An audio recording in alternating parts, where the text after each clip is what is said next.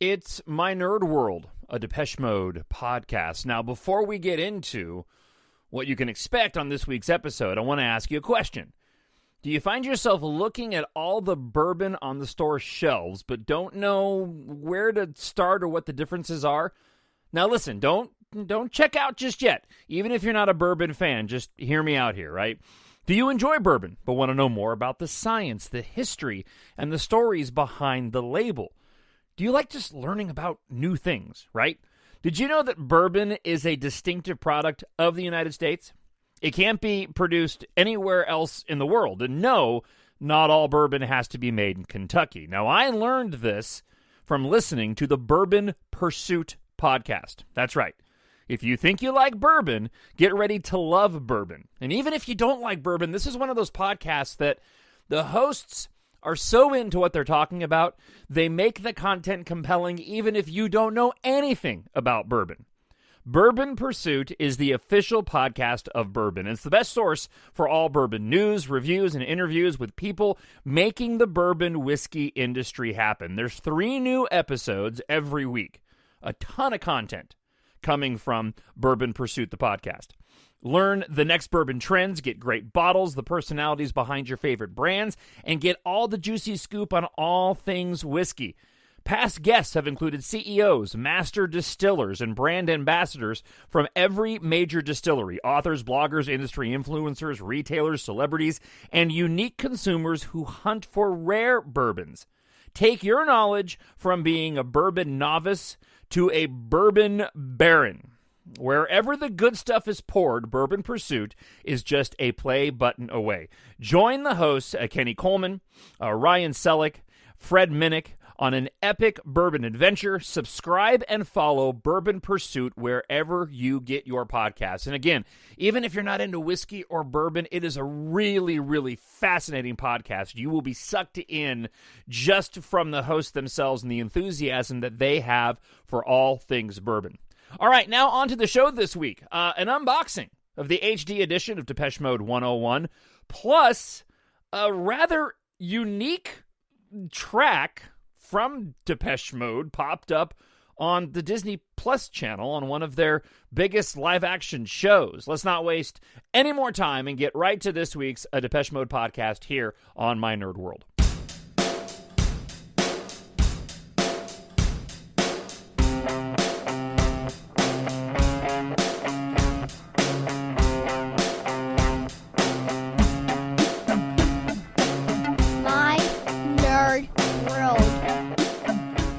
My Nerd World, and I'm your host, Jon Justice. I'm glad you're here for another episode, one that I've been really looking forward to recording. Mostly because I've got this thing in front of me that I haven't opened yet because I've been waiting to record the podcast. As always, if you want to email, you can email me at talkshownerd@gmail.com. And of course, you can go to the website, mynerdworld.net, to find out about all things My Nerd World, including the science fiction space opera series written by this very host, Jon Justice, which is a must-read if you're a science fiction fan and a Depeche Mode fan. Because the main character is a massive Depeche Mode fan, featured in this universe that I created, this world I created sometime in the future. So go to mynerdworld.net and go and check that out. All right, so been a couple of weeks since I've had a show, but I got something to talk about this week. I have right here in front of me Depeche Mode 101, the box set, and I haven't even taken off the wrapping yet, and I've been waiting to do so ever since I got it in my hands yesterday. But I decided what I would do this week is got one news item to get to, and then I'm going to open it up and just give you sort of my thoughts as I unbox this. I had planned on potentially shooting a video for this because it makes a little bit more sense to do an unboxing when you've got a video attached to it. But then I didn't. Because it's a Monday, I got a busy week ahead of me, and the time it takes to go and set up all of the lighting to make myself look decent is probably about the same amount of time that it would take the Depeche Mode road crew to set up for any one of their stadium tours. So I decided I would just go with an audio unboxing. Before we get to that, though, we do have one news item to get to this week. This comes from Music Mixdown, and this was one of those moments where I'm watching a show, and suddenly the first few beats of this song pops up, and I'm like, whoa, I know this song. I know this song very well. This is Depeche Mode. I'm shocked that they're playing this. So if you haven't watched the latest Marvel show on Disney Plus, Hawkeye, you may have missed this. And I'll read you the article here from Music Mixdown. When it's so easy to skip through the title sequences and end credits of TV shows, finding ones with interesting graphics and music becomes even more exciting. In the credits for an episode of Hawkeye, the widely unknown Depeche Mode song Christmas Island accompanies the holiday-themed visuals. The new show recently added the first 2 episodes to Disney Plus. This is a couple of weeks ago now. Both showing Haley Steinfeld's talent as Kate Bishop as well as the well-known Hawkeye actor Jeremy Renner. In the credits for the thrilling second episode about the pursuit of Ronan's suit, as the techno song plays, bulbs of Christmas lights break as they spiral towards the center of the screen. The Marvel hero pierces arrows through each bulb and stacks presents, champagne flutes, and a Christmas tree decorate various frames. Christmas Island was featured on Depeche Mode's 1986 album Black Celebration, but it was a B-side to their single A Question of Lust, which became popular across Europe. It was written by Martin Gore, who shared the track Howler almost a year ago. The track was part of his EP, The Third Chimpanzee, which falls within Gore's heavy electronic sound, delivering deep influences and energetic clashes. And as a matter of fact, it actually goes further than that. The article doesn't even talk about this, but if you watch the episode, Ronan is essentially deaf. And so it's the final shot of the episode where she puts her hand on the speaker, and that's when, well, actually, the camera sort of flows into the room with a shot of her back, and that's when Christmas Island starts playing, and she puts her hand on the speaker as if she's feeling the beat. And again, I would play it on the show, but every time I do, I get dinged with cease and desist from the lawyers, and so unfortunately, I can't. Christmas Island has always been one of my favorite instrumental B-sides from the band. I have the cassette, the import cassette for A Question of Lust, and that's where I believe I first originally heard it when it was released back in 1986. And for those that are just now finding the podcast, go back and listen to previous episodes, and I tell about my own history with the band, which started right around 85 for the first time hearing Shake the Disease. But again, this is just one of those moments where it's so cool to go and see Depeche Mode enter into pop culture. We saw it recently with the, and I can't remember the name of it now, the Ewan McGregor show, where they used a slow-down version of Enjoy the Silence, right?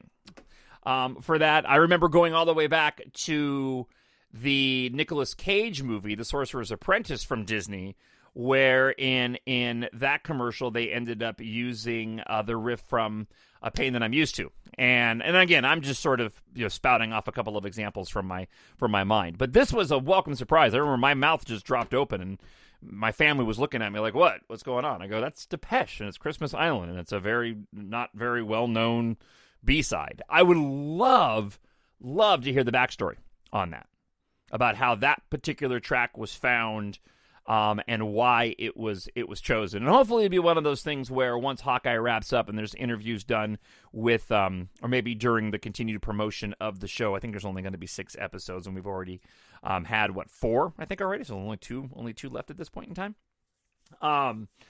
Hopefully it'll be one of those things where we'll be able to get a little bit more details as to why and how that particular track was chosen for the song. But it fit right in. And again, just seeing Depeche Mode out in the wild, or hearing Depeche Mode out in the wild, is always such an amazing thing. Again, if you want to email, talkshownerd@gmail.com. If you happen to be listening to this on YouTube, you can leave a comment up on YouTube as well.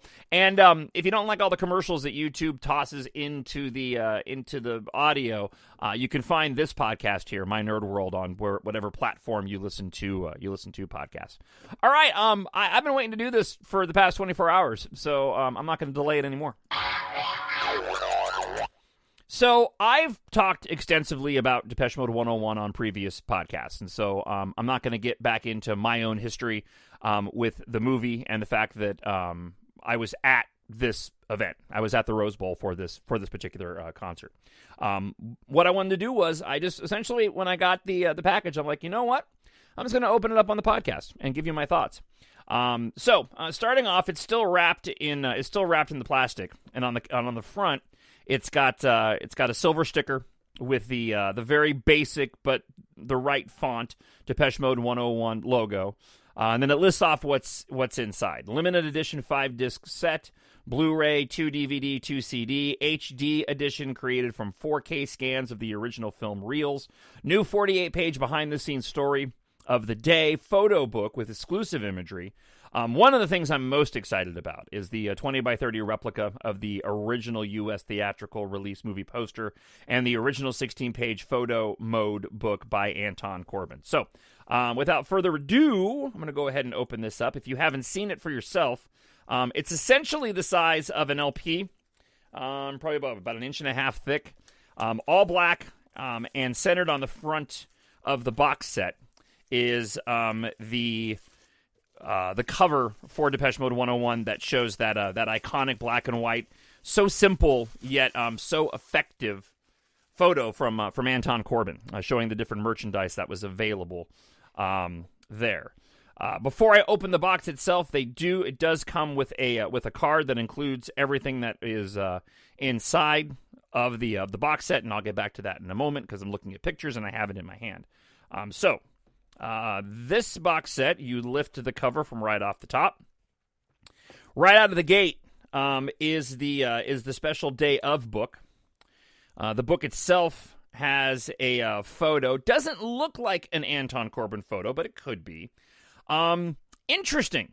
It's a black and white picture of a lanyard. It's got the lanyard slightly off center, with with the necklace attached to it, a little white rope.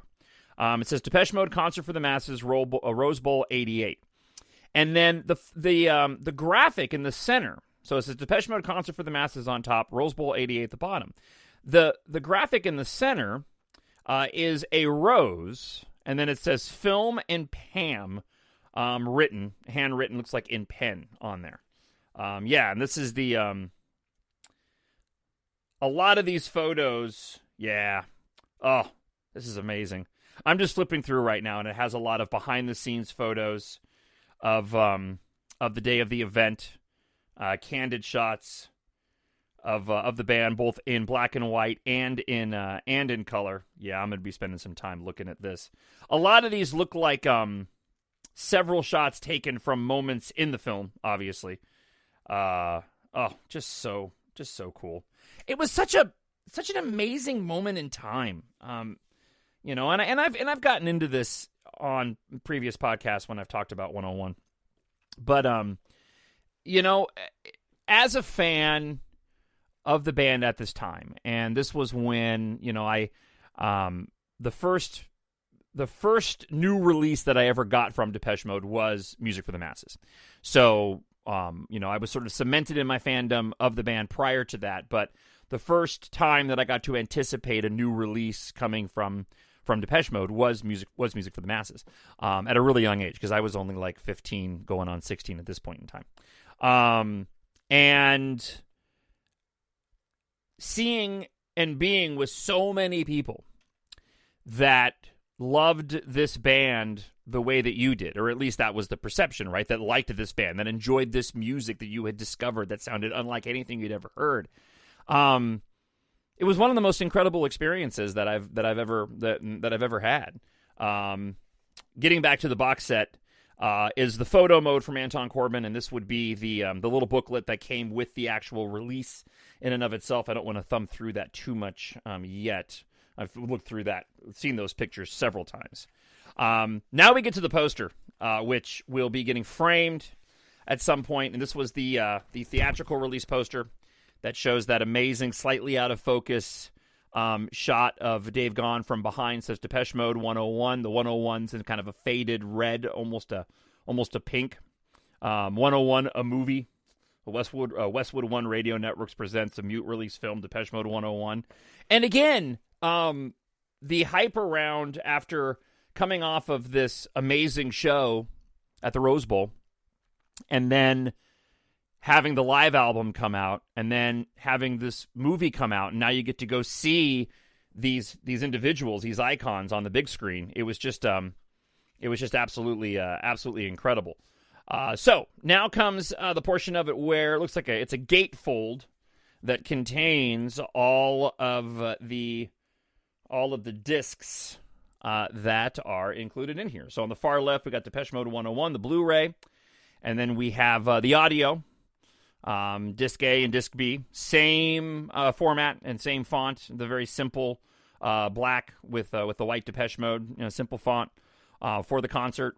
And then on the far right, we have the two extra DVD discs, which I believe are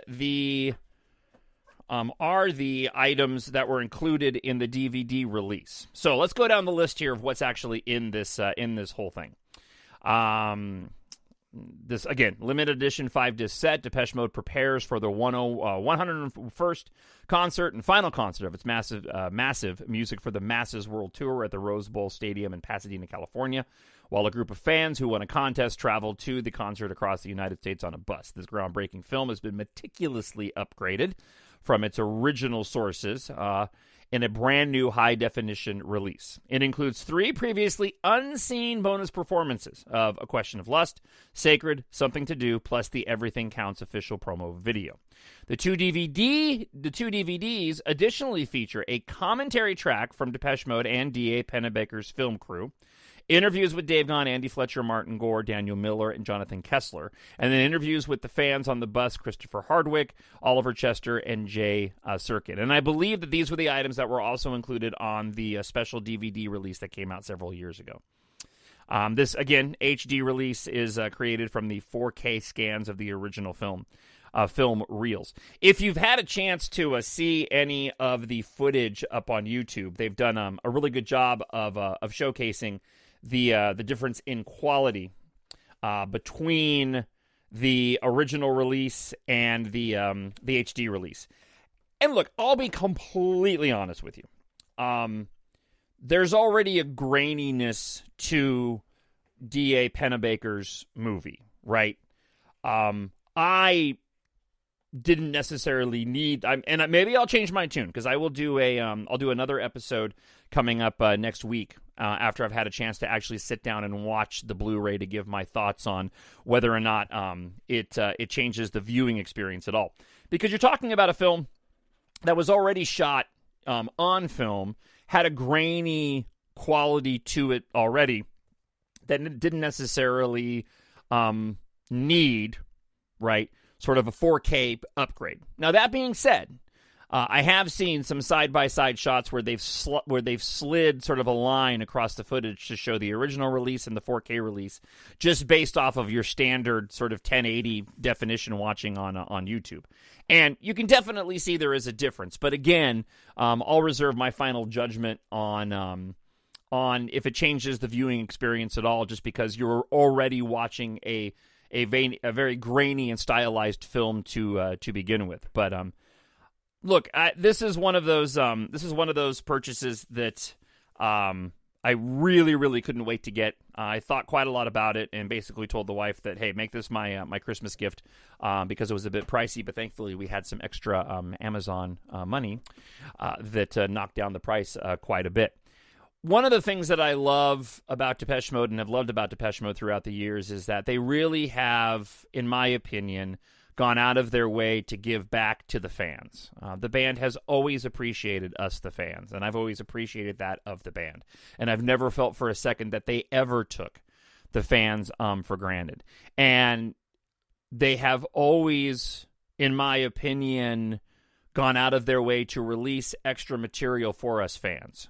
Whether it's the remasters with all of the documentaries, the box set for Sounds of the Universe, even the extra bonus disc that came with playing an Angel, all of the DVD sets, right, that they've released, that you know, the video collections, right? I mean, I'm stumbling over my words because they've put out so much material, not just musical material, but also behind the scenes material. And that's been one of the things that I've been so appreciative about the band, because we really do know quite a bit about the band and the way they make their music and the process of it, and it adds layers and it adds depth to what it is that they create. And this is just another example of that. This period of my life is a period of my life that shaped me into the person that I am today. To say it's, nostalgia fuel is an understatement. Depeche Mode, 101, Music for the Masses, Violator, Songs of Faith and Devotion, and on. It shaped who I am as a person. And this is a moment in time that I will never ever forget. And now to have this amazing box set with all of these extras that I get to spend time with now looking over, man, it just takes me right back. Takes this 49-year-old Depeche Mode fan right back to when he was 15 and 16 years old, driving around in a beat-up 54 Volkswagen oval window in Southern California with a boom box with a handheld stereo playing the cassette tape of Depeche Mode 101. And I remember actually when I bought 101, and I don't know why I did, but I remember I actually ended up purchasing 101 on its release date from, I believe it was a Tower Records in Newport Beach, California. And unless they must have had some special promotion or something going on, or that's just where me and my buddies had decided we were going to pick it up at. But I remember that's where I went and picked up the double cassette tape. And was just so excited to be able to relive the experience again, and now I get to go and relive this experience all over again. So, TalkShowNerd at gmail.com. Thank you so much for checking out the show this week. I really, really do appreciate it. And again, expect another episode sometime in the next week or so after I've had a chance to sit down and actually watch the Blu-ray for Depeche Mode 101, which I'm really looking forward to. Really, really loud, hopefully when the family is out of the house so I don't annoy them too much. I hope wherever you are happy, you are healthy, you are safe. Head on by mynerdworld.net where you can check out all things My Nerd World, including my science fiction space opera series, EMBARK. If you're a science fiction fan and a Depeche Mode fan, this is a must-read. 6 books available in the series right now in ebook, paperback, hardback now as well, and audiobook. Get all the details and the links to the Amazon page at mynerdworld.net. My Nerd World.